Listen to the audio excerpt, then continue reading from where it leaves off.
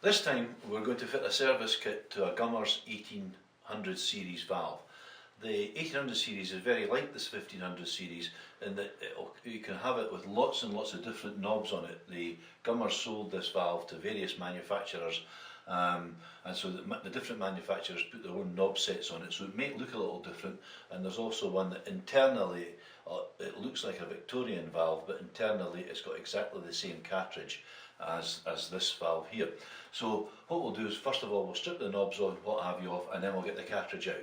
Okay, to start servicing this valve, you won't need anything particularly specialised in the way of tools.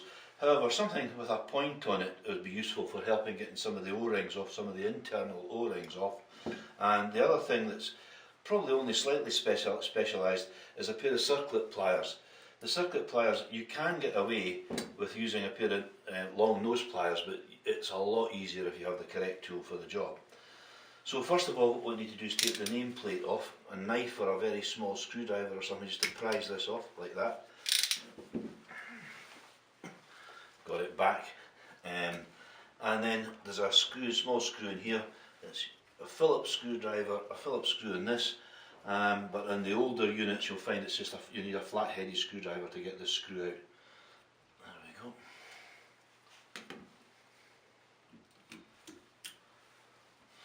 And then off with this knob. I think maybe I have to help it a little bit here. This is the temperature control knob. And some of these in the older ones can be very sticky.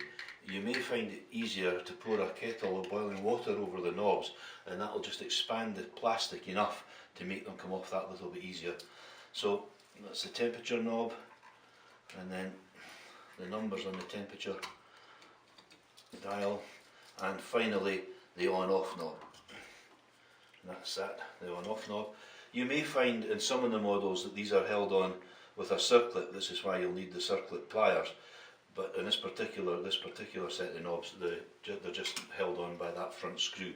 And then eventually the shroud that comes off. This is actually a recess valve, and what we've done is we've mounted it on the surface to make sure it's nice and easy to see what's going on. And then the next thing we need to do is actually remove the cartridge, remove the whole cartridge assembly itself. Now, on an older unit, this knob again can be tight, but we're okay with this. That's it. Now, as you take this off, be careful, because inside here there is the piston, the shuttle and a spring, and also the wax capsule, and so it's not likely to jump out, but just be careful as you bring it forward that they don't fall. This is the wax capsule, that's the wax capsule or thermostat, and in this case the piston's stuck in here a little bit. That's it coming out now. So there we go, there's the piston and spring, and rather usefully on this one I've noticed that it's got a broken O-ring. However, that won't matter because that'll be one of the things that we're replacing. Now that we've got the cartridge assembly, oops, this goes this way. Now that we've got the cartridge assembly out, we'll take it off to the bench and we'll replace all the washers and seals in the assembly. The easy way to do this valve is really just to buy a new cartridge assembly like this and just screw it back in. It saves a lot of trouble, but it's a lot more expensive than buying just the seals. So, off to the workshop. Okay, I've laid the knobs out in the order that we disassembled them, just so that you can see the position that they've come from, followed by the cartridge, the wax capsule or thermostat, the piston and spring. So the next job now is to take the cartridge to pieces, and first of all we've got to remove a small circlip here. It should come off fairly easily. There we go.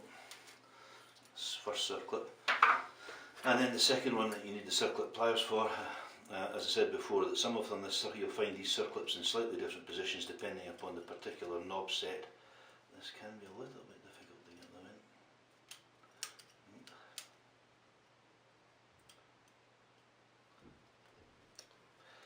And off it nearly comes.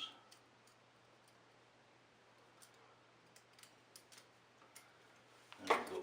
That's that second circlip off. And it's really just a case of tapping the internal components through. You really need not a hammer, but the end of a screwdriver or something like that will just tap these bits through. This part that you need to keep if you're just going to put a new cartridge assembly in, you need to use the old part to keep this old part and put it onto the new cartridge. Now, to the rest of the cartridge, to take this to bits, this is the part that adjusts the temperature, so we just take that to bits and remove this part here. This has got a left hand thread, like so, and it comes off like that. And then we've really just got the main part of the cartridge with these seals to replace. Now, the seal.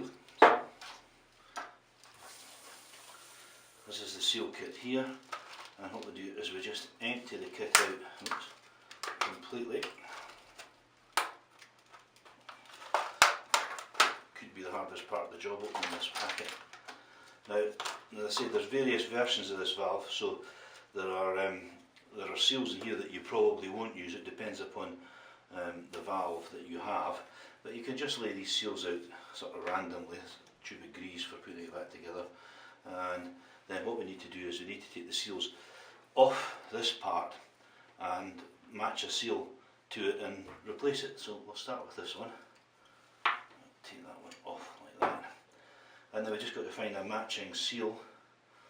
This looks like it, and the way to check the seals are the same size is you need something very small like this, and you can see that the bottoms of the seals are exactly in the same position. So what we need to do is replace the seal, put the old seal away out of the way, and pop the new seal on. And so on, there we go. And then perhaps this larger seal here, same thing again. Find a seal that we think it matches and test it for size. Yep, that's the correct one. And on we go with this, and they should just more or less peel into position. There we are. And then this one here. And we size it again. That looks like the one. Yep, that's the correct one again. And all the same size. And on with this one.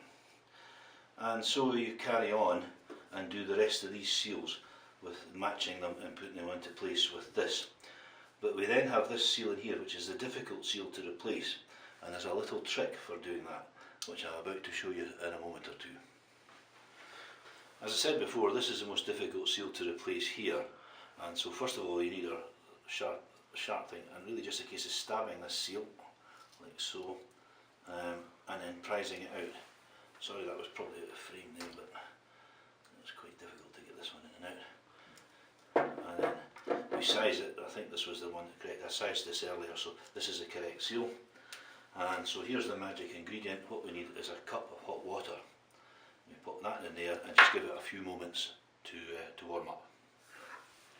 Okay, I think that's had long enough. We'll take the seal out here and we'll move the hot water away.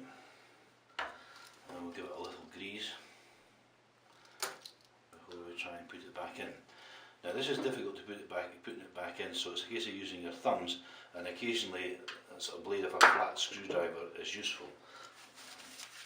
I'll just get on with this.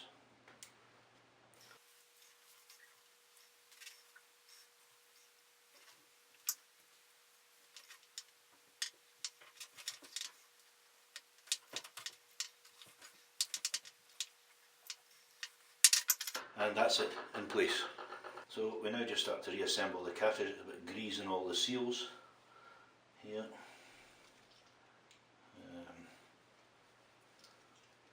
Right here. That's the temperature part into here.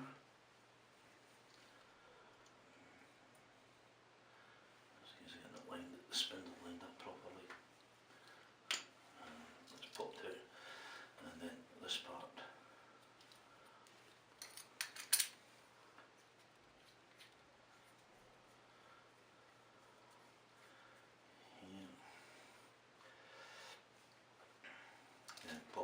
main body, and then we fit the circlip.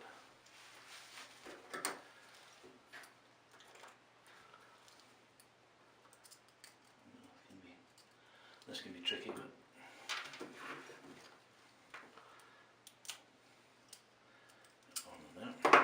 and then finally the circlip in here. There's two grooves in this top bit, and you must make sure that you get the circlip in the bottom groove. Sometimes it can be just a bit difficult to get it to come out. That's it. And so this circlip pushes in here.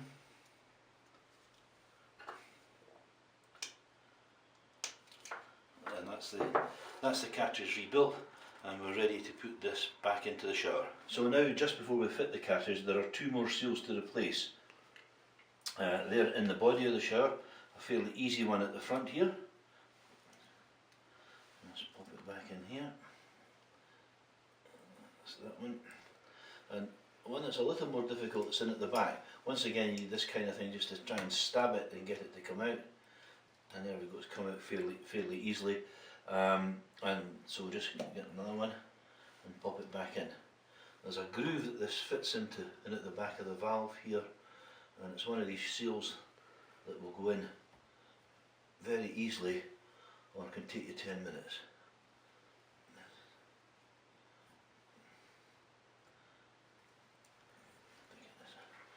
Again, just not getting into the groove here.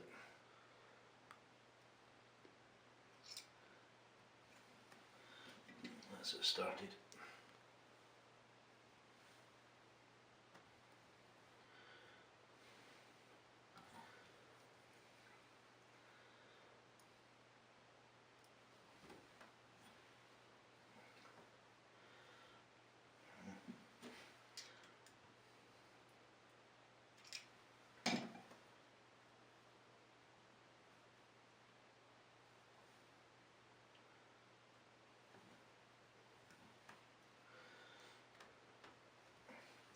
And that's it in place.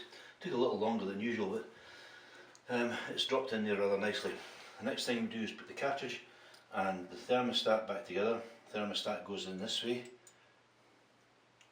and then the piston or shuttle that way, and finally the spring. Now when you put all this back into the valve, it's got a tendency all to fall out.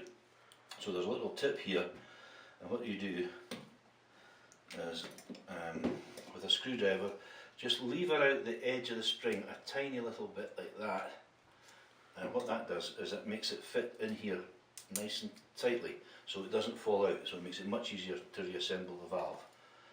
That part's still in there, and so in we go, and we tighten it up.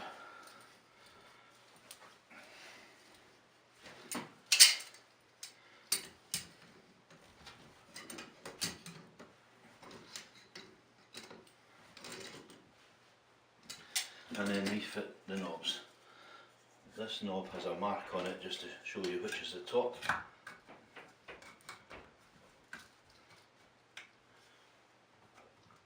That's in place, followed by the flow control. Just make sure we actually turn the thing off first.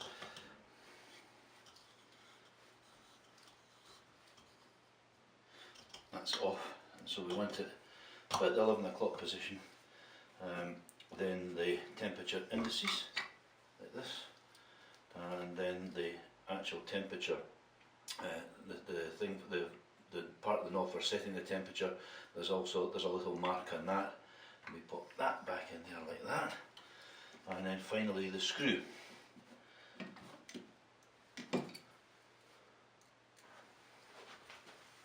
In here, we tighten all that up. And finally the nameplate. Now it could be possible that you'll need to reset the temperature in this once the water's back on, and altogether you might find it's running a little too hot or a little too cold, and there's a short video showing you how to reset the temperature